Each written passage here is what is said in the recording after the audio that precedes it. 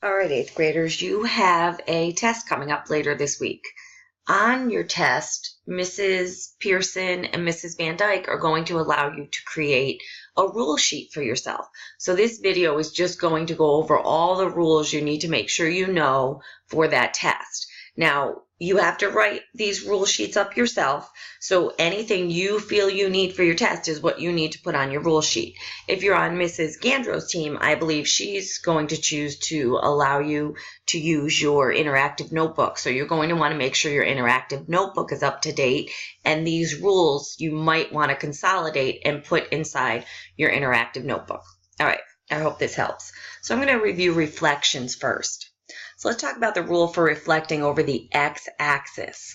When we reflect over the x-axis, you take your coordinates, x, y, and when you go over the x-axis, the x-coordinate stays the same, but you change the sign of the y-coordinate.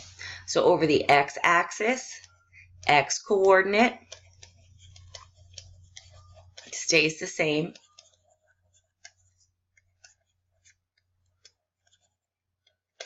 but you change the sign of y.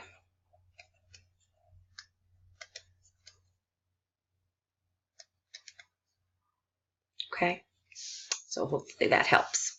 I'm going to go through an example. What I have asked the teachers, for those who need it, a nice Tier 1 intervention would be to allow you extra grids for you to use during the test, because for some of my students, I find that they have a hard time remembering the rules, but if they can see it visually on a grid, it helps them. So here's my example. It says, what are the coordinates of point 4, -2 after it is reflected over the x-axis? So first I'd plot 4, -2. That first coordinate says from 0, 0, we'll move 4 to the right. And this second coordinate says we'll move 2 down.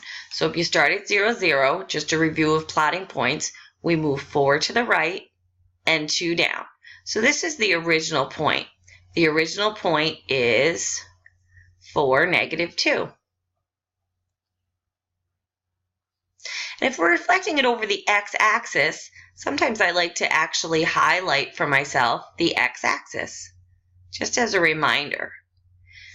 Because if I'm not careful about what axis I'm going over, I'll have issues. So if I have to go over the x-axis, I like to highlight the x-axis. Well, if this point is 2 below the x-axis, when I reflect it, I go 2 above the x-axis. And I can see I get the point. X stayed the same, it's still 4, but now it's 4, +2. And I think visually, to have a grid makes a big difference, especially when you're like, the rules are uncomfortable for me. So I just want to make sure you realize all I did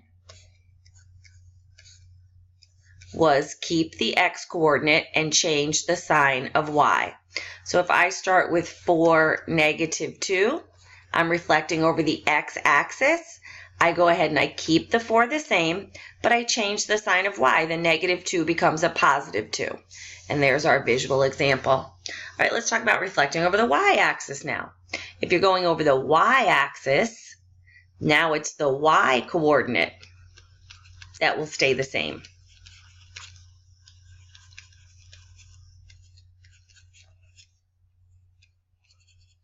And you'll change the sign of the x-coordinate.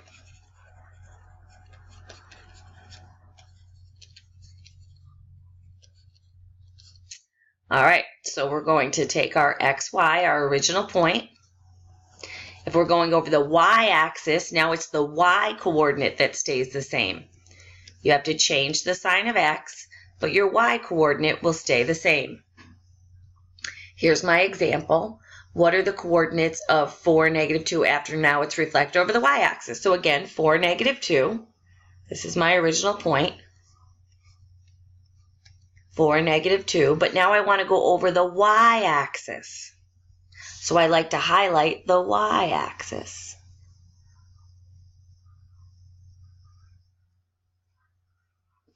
And I can see if I'm 1, 2, 3, 4 to the right of the y-axis, my reflection will be 1, 2, 3, 4 to the left.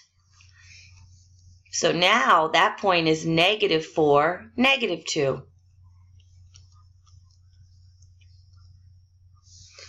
So I would take my original. This time I'll change the sign of the x coordinate going over the y-axis, so the y-coordinate gets to stay the same. So if I have 4, -2, using the rule, change the sign of x, that will become a -4, keep y. So that remains -2. So -4, -2 would be the reflection over the y-axis. You also learned about reflecting over the line y equals x. So first of all, I'm going to draw in the line y equals x. Y equals x cuts right through. These are the points on it. 5, 5, 6, 6, -1, -1, -2, -2, -3, -3, -4, -4, -5, -5, -6, -6. Okay, so this right here is the line y equals x. For reflecting over the line y equals x, xy becomes yx. You just switch the order of them. But I want to go and do a visual on the grid because that's what I find most helpful. What are the coordinates of point 4, -2 after it's reflected over the line y equals x? Okay, so again, I'm just starting with the same point for the entire review. 4, -2. Now, if I want to go over the y-axis, or I'm sorry, over the line y equals x, what I have to do is I have to say, okay, if I'm heading up towards this line y equals x, you got to go up to the line, and I got to flip it over that line. So if I flip it over that line, I see about how many boxes I've cut through to get there. I got to go the opposite way. And I'm going to be right here. So you have to make sure those distances, oops, not there. That's too high. My bad.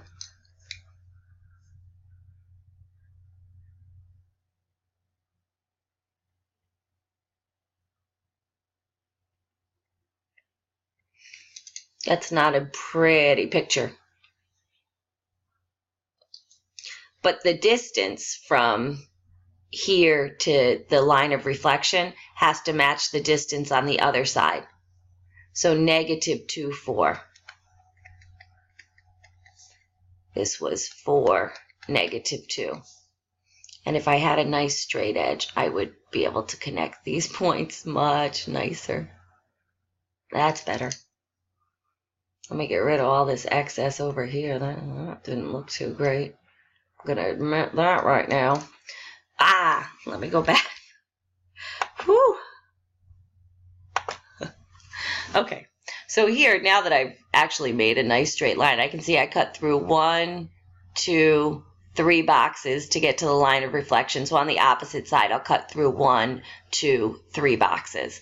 I'm so sorry that my original little dots were so off. Okay, so that's visually. If you flip it over that line, the distance from here to y equals x has to be the same as the distance from y equals x to the reflected point.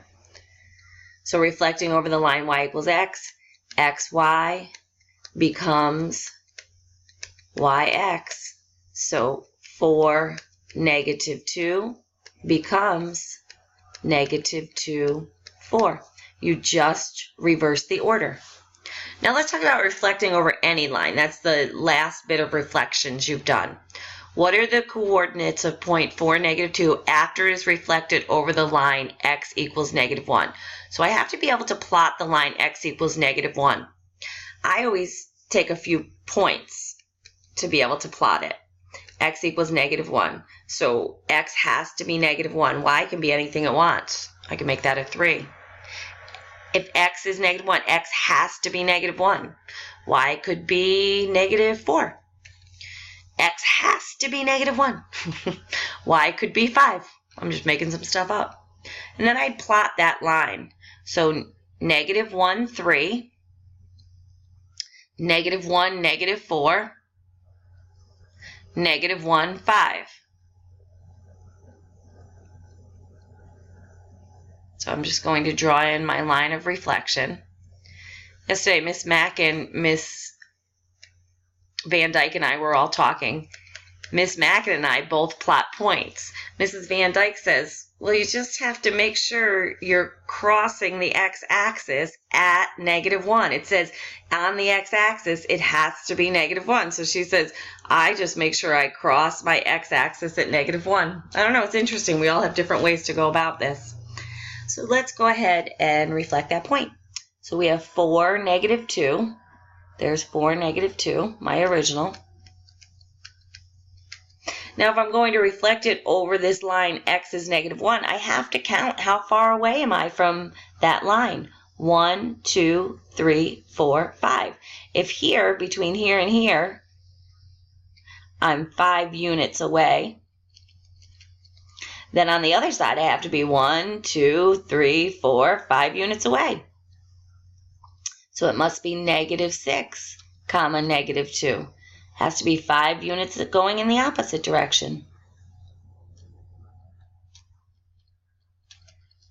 So let's just double check. 1, 2, 3, 4, 5 units to the right of the line of reflection. I need to go 1, 2, 3, 4, 5 units to the left.